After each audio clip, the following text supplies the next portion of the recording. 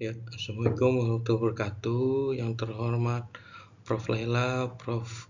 Supriyaningsih, kemudian Buka Prodi, Bu Maria Suryaningsih. Di sini saya akan menjelaskan terkait proposal skripsi saya yang berjudul Pengaruh Pendapatan Asli Desa, Alokasi Dana Desa, dan Dana Desa terhadap Belanja Desa pada Desa Sekota Denpasar tahun 2020 sampai dengan 2025. Nama saya sendiri yaitu Ihyadiana Mani dari Studi Akuntansi. Baik, kita lanjut terkait latar belakang dan urgensi penelitiannya, di mana di sini ada landasan kebijakannya itu Undang-Undang Nomor 6 Tahun 2014 terkait desa, kemudian paradigmanya yaitu terkait desa membangun, kemudian ada 27 desa di Kota Denpasar. Kemudian dari dinamika ekonominya di tahun 2020 sampai dengan 2025, Kota Denpasar di tahun 2020 mengalami penurunan yang cukup signifikan, yaitu minus 9,43%, di mana di masa tersebut Kota Denpasar dan seluruh Indonesia memasuki masa pandemi COVID, yang dimana adanya keterbatasan atau pembatasan wilayah gerak sehingga menutup ruang gerak pariwisata, yang dimana Kota Denpasar merupakan ibu kota Provinsi Bali yang terkenal sebagai pusat pariwisata Indonesia. Kemudian di tahun 2021 terkait masa pemulihan itu laju pertumbuhan ekonomi Kota Denpasar pun masih minus 0,91%. Lalu di tahun 2022 sampai dengan 2025, Kota Denpasar laju pertumbuhan ekonominya merangkak naik dan mengalami kestabilan antara 5% sampai dengan 6%.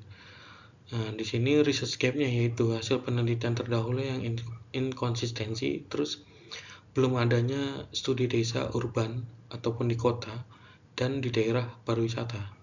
Ini periodenya yaitu 2020 sampai dengan 2025, belum banyak yang mengkaji.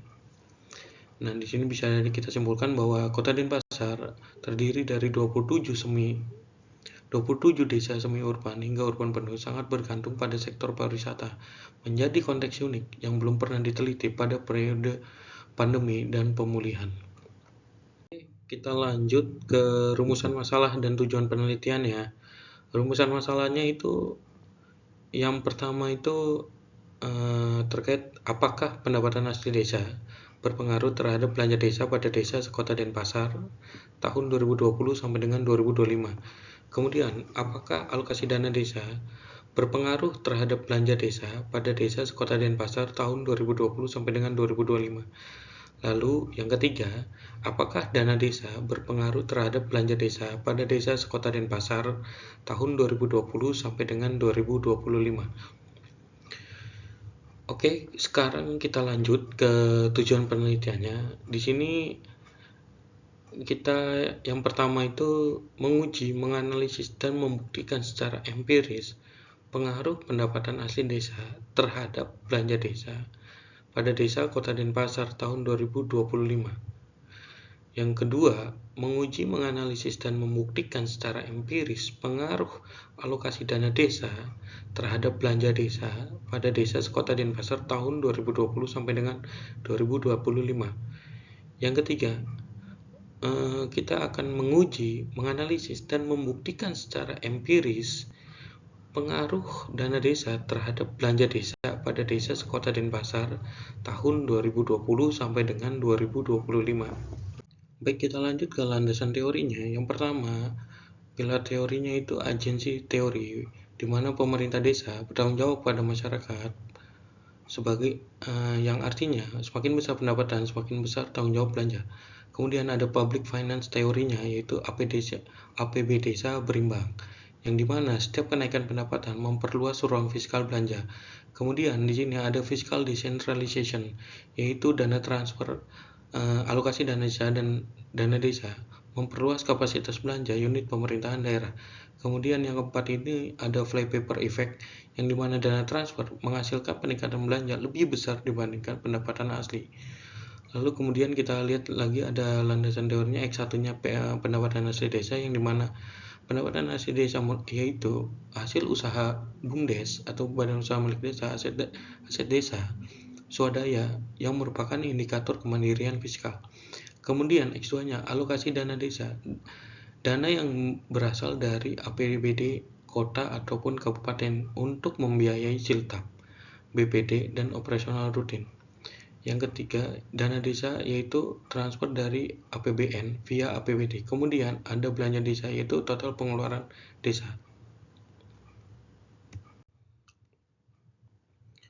Terkait kerangka pemikiran dan hipotesis.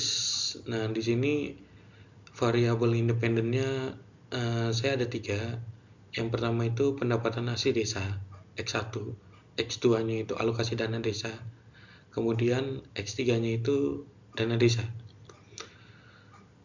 Dan variabel dependennya itu ada belanja desa atau Y.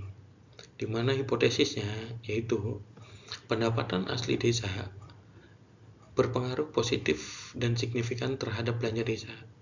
Yang kedua, hipotesis H2-nya yaitu alokasi dana desa berpengaruh positif dan signifikan terhadap belanja desa.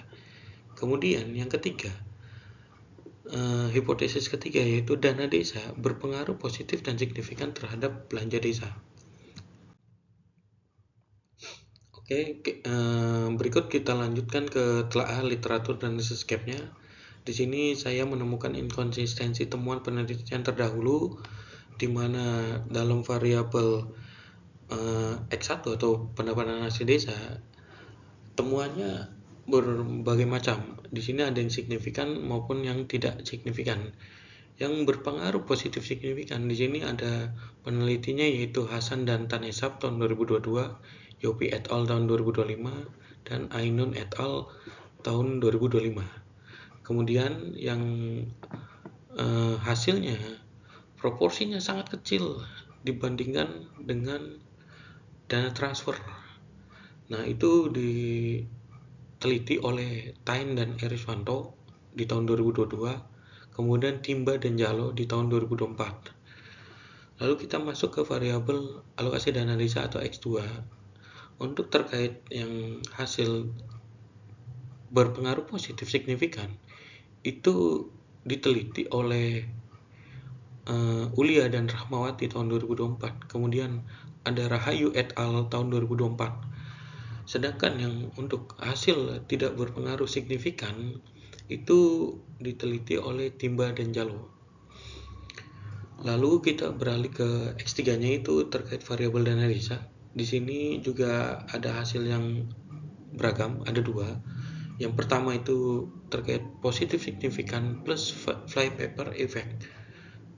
Di sini hasil dari penelitian oleh peneliti Ulia dan Rahmawati tahun 2024 serta Rahayu et al tahun 2024.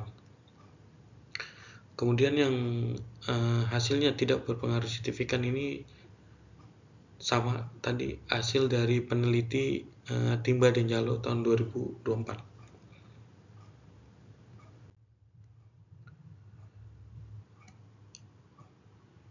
Nah, ini desain dan metodologi penelitian.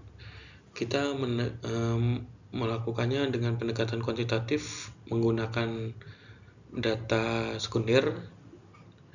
Kemudian sumber datanya itu nanti ada dari DPMD Kota Denpasar ataupun dari websitenya DPMD Kota Denpasar. Itu berisi laporan realisasi APB desa masing-masing desa. Nah, kemudian ada juga dari dokumentasi instansinya. Kita bisa berkirim surat ke sana meminta laporan realisasi APB desa dari tahun 2020 sampai dengan 2025 sebanyak 27 desa. Oke. Kemudian kita lanjut ke populasinya. Fokus kitanya itu ke populasi dan sampelnya itu ada di 27 desa Kota Denpasar. Nah, ini merupakan sampling jenuh ya, ataupun sensus ataupun populasi, seluruh populasi kita jadikan sampel. Jadi di sini ada namanya terkait sampling jenuh ya jenisnya. Kemudian di sini periodenya kita lihat ada 2020 sampai dengan 2025. Jadinya 27 desa dikalikan 6 tahun menghasilkan 162 data panel. variabel penelitiannya ini ada X1 PADES, X2-nya ada ADD, X3-nya dana desa. Kemudian Y-nya itu ada belanja desa. Tekniknya ada di sini teknik dokumentasi serta studi kepustakaan. Kemudian software yang akan kita gunakan itu Fuse, jenis datanya panel, cross section kalikan time series. Lalu model regresinya dan alur analisis datanya kita bisa lihat di sini Y sama dengan alpha plus beta 1 X1 plus beta 2 X2 plus beta 3 X3 plus error. Y-nya ini belanja desa, alfanya ini konstantannya, B1 X1-nya itu terkait PADES atau penghasilan asli desa, pendapatan asli desa. Kemudian B2 X2-nya itu terkait alokasi dana desa, B3 X3-nya itu terkait dana desa, dan E-nya itu error term. Nah, metodologi yang akan kita gunakan atau alur analisis datanya itu yang pertama statistik deskriptif. Itu ada minimal, maksimal, kita akan uji rata-rata juga, standar deviasi. Kemudian uji asumsi klasiknya ada normalitas, multikolinearitas, heteroskedastisitas, autokorelasi. Kemudian ada koefisien determinasi. Kemudian kita ada uji parsial, uji T, dan serta uji simultan.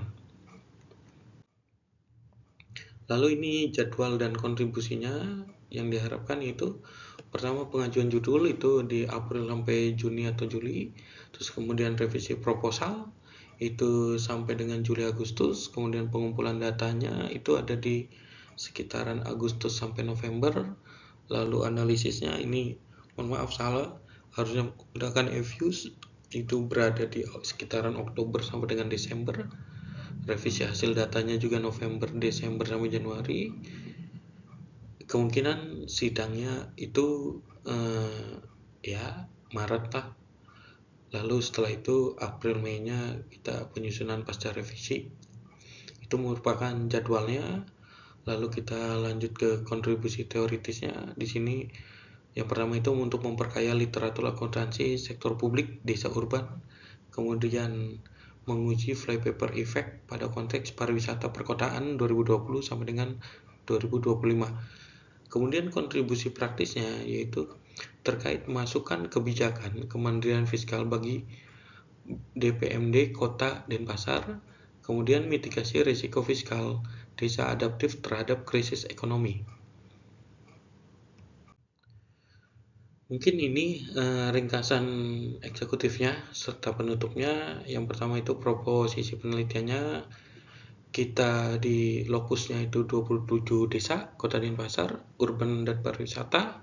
Kemudian periodenya ini merupakan periode 2020 sampai dengan 2025, yang dimana di sini kita bisa melihat di sisi kita ekonomi lagi pandemi sampai dengan pemulihan, lalu juga masa normal. Lalu metode yang kita gunakan ini menggunakan regresi linear berganda plus uji BLUE. Lalu hipotesisnya ini yang diajukan ada 3. Yang pertama, pendapatan asli desa berpengaruh positif dan signifikan terhadap belanja desa. Kemudian hipotesis keduanya, alokasi dana desa berpengaruh positif terhadap belanja desa. Kemudian hipotesis 3-nya yaitu dana desa berpengaruh positif dan signifikan terhadap belanja desa. Kontribusi keterbaruannya yaitu desa urban ataupun kota. Desa yang berada di kota ini sepertinya belum ada yang diteliti, yang belum pernah meneliti. Kemudian gapnya itu di masa pandemi sama dengan kembali normal 2020 sampai dengan 2025. Kemudian yaitu dukungan kebijakan fiskal desa di Bali. Mungkin itu yang bisa dapat saya sampaikan. Terima kasih. Mohon masukan dan arahan Bapak Ibu semua untuk penyempurnaan penelitian ini. Kurang lebihnya saya mohon maaf. Wabillahi taufiq wal hidayah. Wassalamualaikum warahmatullahi wabarakatuh.